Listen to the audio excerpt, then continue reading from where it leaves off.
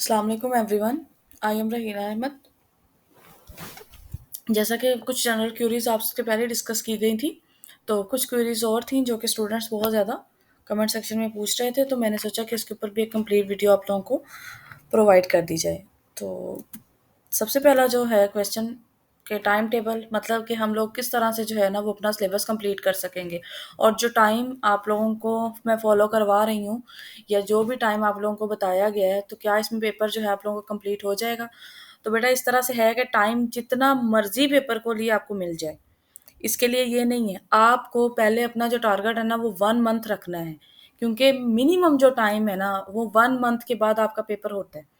तो minimum time है 1 month के अंदर आपको एक दफ़ा अपना सिलेबस सारा कवर करना है। तो अभी तक जो हमारा प्लान है वो ऑलमोस्ट 1 मंथ का है।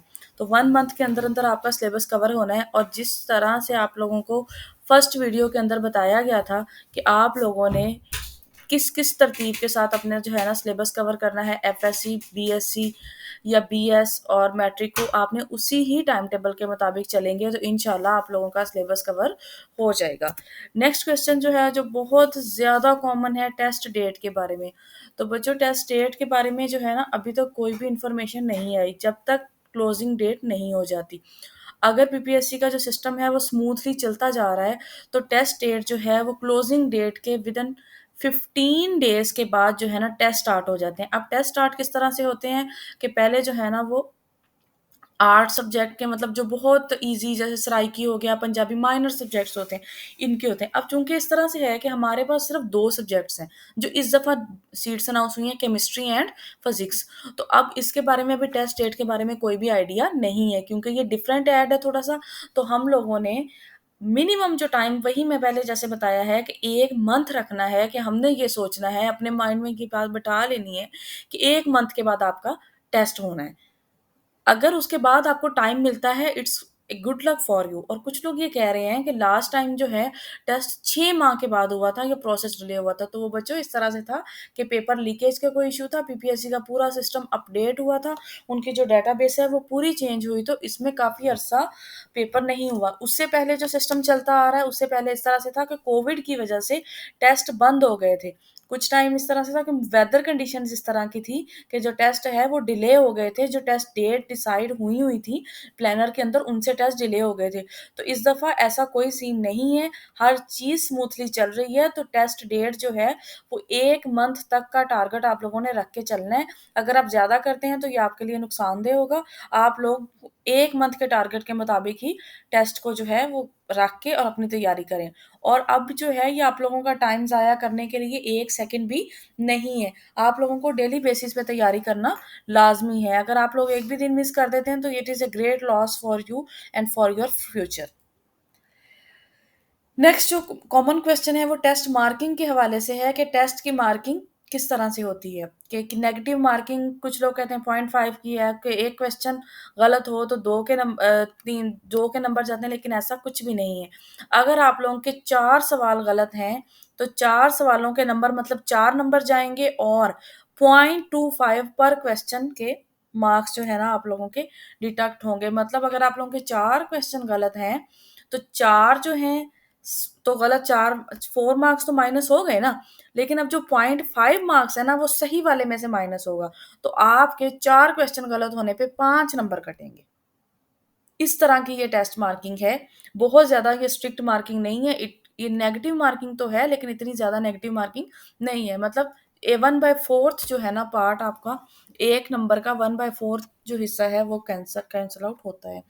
अब इसके लिए जो है वीडियो बाद में बनानी चाहिए थी, लेकिन चूँकि बहुत सारे क्वेश्चन पूछे जा रहे थे कि पेपर को किस तरह से जो है वो मैनेज करना है टाइम। अच्छा, टाइम के हवाले से भी लास्ट वीडियो में मैंने आप लोगों को बताया था 2 घंटे। तो बेटा इस तरह से है कि 2 घंटे में से आधा टाइम जो है वो आपके अटेंडेंस और आपके डॉक्यूमेंट्स, मतलब आईडी कार्ड वगैरह की चेक होने का, उस दौरान आप लोगों को पेपर नहीं मिलेगा। पेपर जो है ना आपके आंसर मार्क करने के लिए आप लोगों को सिर्फ़ 90 मिनट्स का टाइम मिलेगा, जिसमें आपको एक क्वेश्चन पेपर मिलेगा और एक बबल शीट मिलेगी। बबल शीट के ऊपर आपने बबल फिल करने हैं क्वेश्चन को देख के। तो ये जो है, ये बहुत ही केयरफुली करने वाला काम है। आप लोगों से गलती इस तरह से कि अगर एक भी लाइन का बबल रह गया, तो आपकी सारी तरतीब जो है ना वो ख़राब हो जाएगी। तो ये बहुत इंपॉर्टेंट है इसको सॉल्व करना। और उसके बाद है कि टेस्ट सॉल्विंग स्ट्रेटजी है। तो ये पेपर से कुछ टाइम पहले बतानी चाहिए थी, लेकिन अभी बता रही हूँ क्योंकि उसके बारे में बहुत सारे क्वेश्चंस पूछे जा रहे हैं। टेस्ट को सॉल्व करने से पहले सबसे पहले आप लोगों ने पेपर को पढ़ना स्टार्ट करना है, और उस तरह से करना है कि एक क्वेश्चन जिसके ऊपर आपको 1 सेकंड के लिए भी सोचने का टाइम लग रहा है, आपने उसको पहले जो 90 मिनट्स है ना, उनको आपने डिवाइड करना है कि आपने पहले 20 मिनट के अंदर पूरे पेपर में से वो सवाल फिल करने हैं जो कि आप लोगों को आते हैं, और फिल किस और साथ-साथ बबल फिल करने हैं। अगर आप लोगों ने क्वेश्चन नंबर 1 पढ़ा है और उसका आंसर आपको सी लग रहा है, तो फौरन आपने क्वेश्चन नंबर 1 का सी बबल फिल कर देना है। इसके लिए आपने 20 मिनट लगाने हैं, जो इसको आप कहते हैं first attempt to clear paper, मतलब आपने फर्स्ट अटेम्प्ट के अंदर कितनी दफा करने हैं। उसके बाद आपने वो क्वेश्चन करने हैं जिनमें आपको 2 में डाउट हो, मतलब 4 ऑप्शंस हैं, 4 में से आपको 2 में डाउट हो कि ये या ये, तो फिर आपने उनको मार्क करना है। उसके लिए भी आपने टाइम डिसाइड कर लेना है, ऑलमोस्ट 20 मिनट्स। उसके बाद लास्ट 20 मिनट्स में आप लोगों ने उन क्वेश्चन को देखना है जो आपकी नज़र से गुज़रे हैं, जो आपके के लिए कन्फ्यूज़िंग है। उन क्वेश्चंस को आपने बिल्कुल भी टच नहीं करना, जो आपके सिलेबस से बिल्कुल बाहर हैं और आप लोगों ने उनके बारे में बिल्कुल भी नहीं पढ़ा। तो मैक्सिमम जो है, अगर 100 मार्क्स का पेपर है, तो आप लोग एट लीस्ट 80 जो है ना वो मार्क करें।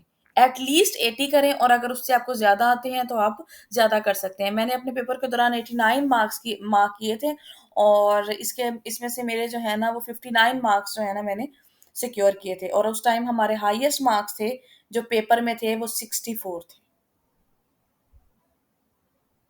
ठीक हो गया?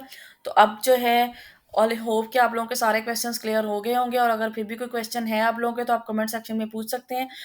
और इसके अलावा जो है, आप लोगों ने अपनी तैयारी टाइम के टाइम टेबल को फॉलो करते हुए करनी है। एट द एंड आप लोगों ने चैनल को सब्सक्राइब करना है, ताकि आप लोग हर वीडियो को टाइम पर हासिल कर सकें, और इसके लिए आप नोटिफिकेशन ऑन कर दें, ताकि जैसे ही वीडियो अपलोड हो आपको नोटिफिकेशन के ज़रिए पता चल जाए। Thank you so much. अल्लाह हाफ़िज़।